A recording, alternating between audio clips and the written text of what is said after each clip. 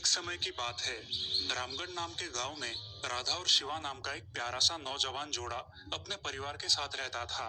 वो रहते थे दूर दूर तक फैले हरे हरे पहाड़ियों के बीच, जिसका अंत होता था एक विशाल महाकाय पहाड़ी से। ऐसा लगता था जैसे वो पहाड़ी दमकते सूर्य को छू रही है। वाह, कितना अद्भुत नजारा है ना शिवा। ऐसा लगता है जैसे ये पहाड़ी सूरज को छू कर आ रही है और चमकते हुए सारी दुनिया को बताना चाहती है कि वो मैं ही दुनिया में एक अकेली हूँ जिसने सूरज को छुआ है। हाँ प्रिय, सच में बहुत अद्भुत नजारा है। शायद ही कोई किस्मत वाले हो जो इस नजारे को जिंदगी में देख सके, और हमें खुश होना चाहिए कि हम उन किस्मत वालों में से एक है। हाँ, बेशक। चलो अब थोड़ा काम कर लेते हैं। राधा और शिवा आरामदेह जिंदगी में बहुत खुश थे। दोनों मिलकर खेती में अनाज उगाते, अपने जानवरों की देखभाल करते और अपना घर चलाते। शिवा पेशे से एक जमींदार था। वो बाकी जमींदारों की तरह लालची नहीं था, हमेशा अपने किसान भाइयों की मदद करता। सारे गांव वाले शिवा की दरिया दिली के बारे में जानते थे। शिवा अपने घर आए किसी भी जरूरतमंद को खाली हाथ नहीं भेजता था। ऐसे ही एक दिन शिवा दर्शन करने मंदिर गया। आओ बेटा, 3-4 दिन से तुम मंदिर नहीं आए। घर में सब कुछ कुशल मंगल है ना? हाँ बाबा, भोलेनाथ की कृपा से सब कुशल मंगल है। व्यापार के चलते थोड़ा बाहर गया था, इसलिए मंदिर आना नहीं हुआ। चलो अच्छी बात है। ये लो बेटा प्रसाद। ये प्रसाद मेरी बेटी राधा को देना, तुम्हें जल्द ही पुत्र की प्राप्ति होगी। शिवा मुस्कुराते हुए वो प्रसाद बाबा से लेता है और घर आता है। वो राधा को पुजारी बाबा ने बताई बातें बताता है। राधा वो प्रसाद ग्रहण करती है। दोनों अपने काम में लग जाते हैं। ऐसे ही कुछ महीने बीत जाते हैं। राधा एक सुंदर पुत्र को जन्म देती है। शिवा बहुत खुश होता है। उसके साथ साथ सारे गांव वाले भी उसकी खुशी में शामिल होते हैं। शिवा अपने बेटे का नाम रुद्र रखता है। ऐसे ही हंसी खुशी दिन बीत रहे थे। रुद्र अब 3 साल का हो गया था। तभी अचानक राधा बहुत बीमार पड़ गई। शिवा ने हर संभव इलाज किया, लेकिन राधा एक दिन चल बसी। सब लोग बहुत दुखी थे। शिवा तो किसी से बात भी नहीं करता था। वो बस घाटों के मंदिरों के सीढ़ियों पर जाकर बैठा रहता। देखो बेटा, तुम उदास और मायूस मत होना। हमारी राधा ने तो हमें अपनी सगी बेटी से भी ज्यादा प्यार दिया। शायद ही उसकी कमी कोई भर पाए। पर बेटा, तुम्हें इस नन्हे रुद्र के बारे में सोचना चाहिए। उसे माँ की जरूरत है बेटा। उसके लिए तुम दूसरी शादी कर लो। शिवा अपने बेटे रुद्र के लिए पासी के गांव के जमींदार की लड़की मानसी से दूसरी शादी कर लेता है।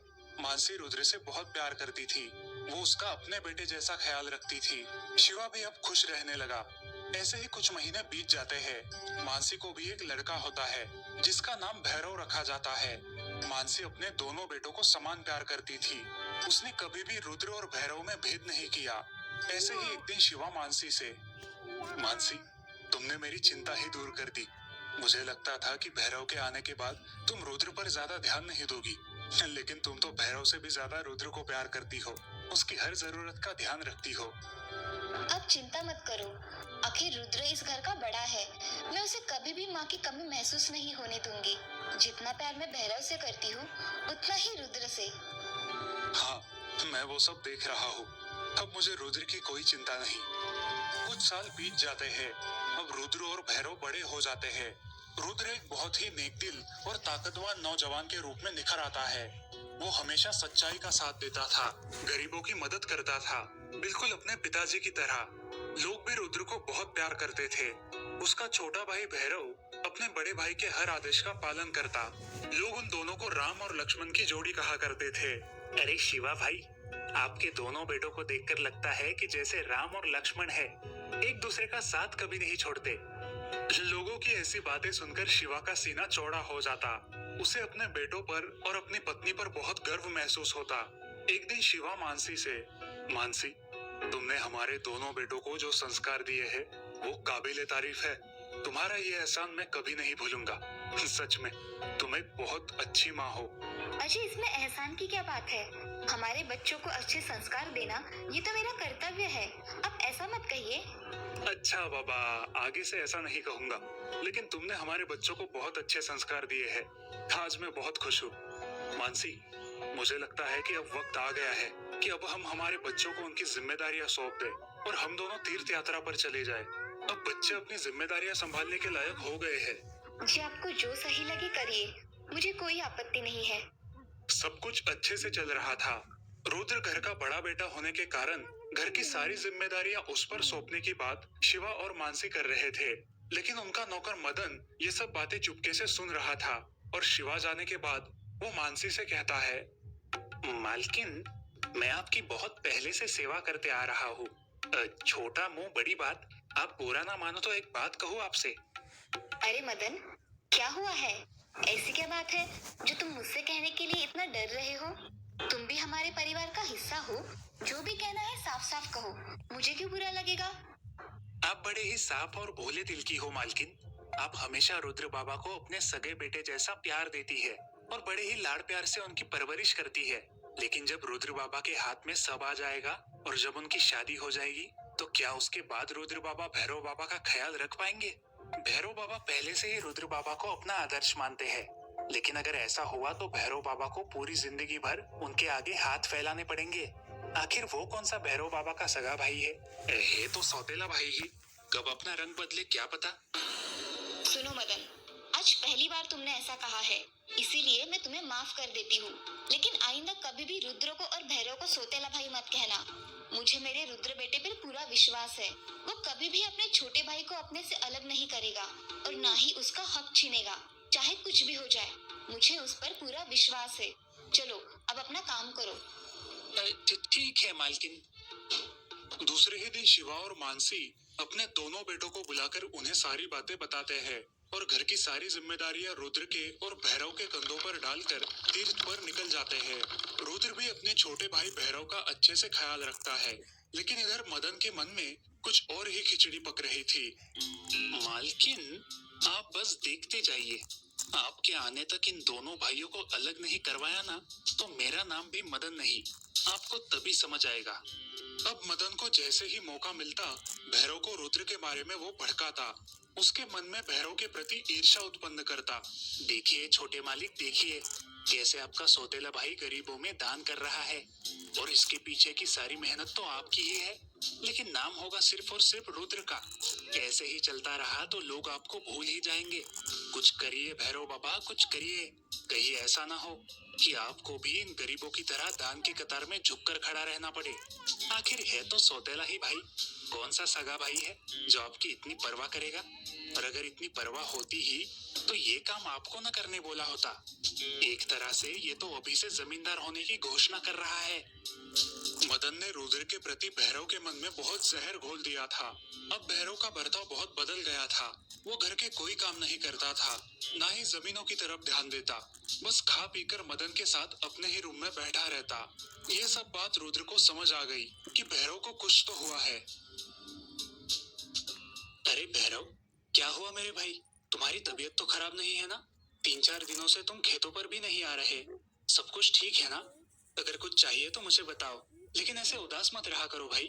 नहीं भैया, ऐसी कोई बात नहीं है। बस थोड़ी थकान सी लग रही थी, इसलिए आराम कर रहा हूँ। अच्छा ठीक है, अगर तुम्हें कुछ भी लगे तो मुझे तुरंत बताओ, कोई झिझक मत रखो। हाँ भैया। भैरव सोच में पड़ता है कि उसके भैया तो उसका इतना ख्याल करते हैं, लेकिन वो ही उनके बारे में गलत सोच रहा है। तभी मदन वहां आता है। देखा देखा छोटे मालिक, तुम्हारी तो उन्हें चिंता ही नहीं है।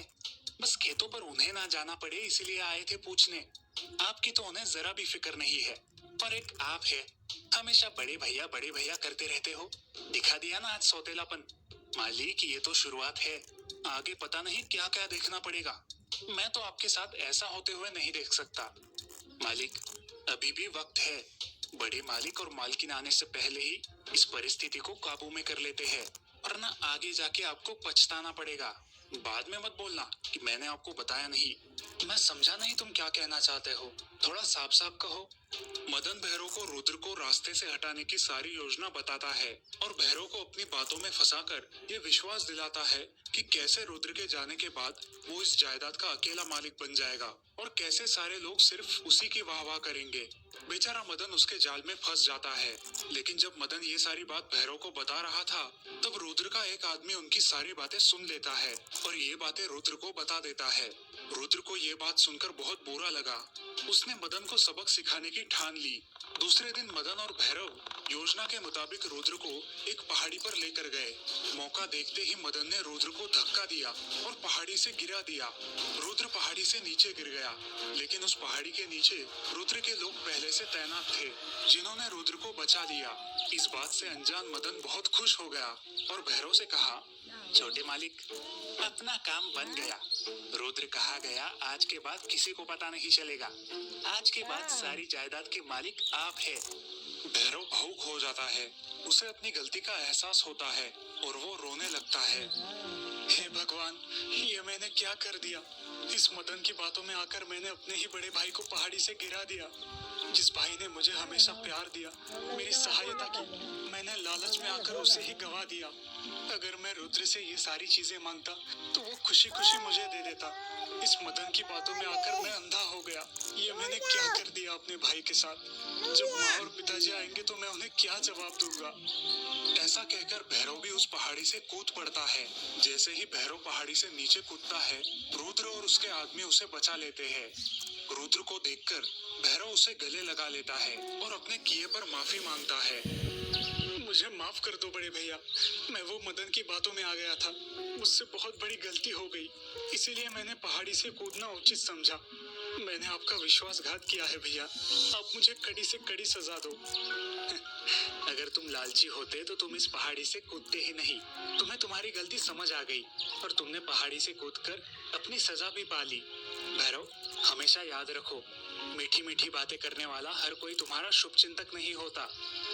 दोनों भाई एक दूसरे को गले लगाते हैं और घर चले जाते हैं। दोनों मिलकर मदन को उस गांव से निकाल देते हैं। जब शिवा और मानसी तीर्थ से लौटकर आते हैं तो उन्हें सारी बात का पता चलता है। सच में मानसी, अगर माँ चाहे तो सौतेले भाइयों को भी सगे भाइयों जैसा बना सकती है। तुमने हमारे बच्चों पर इतने अच्छे संस्कार किए कि दोनों एक दूसरे के लिए अपनी जान भी दे सकते हैं। ये सब तुम्हारे संस्कारों की सफलता है। कुछ दिनों बाद शिवा अपने दोनों बेटों की धूमधाम से शादी कर देता है। अब सारा परिवार हंसी खुशी रहने लगता है। भैरव अपने बड़े भाई की हर बात मानने लगा। रुद्र बाबू रे अपने छोटे भाई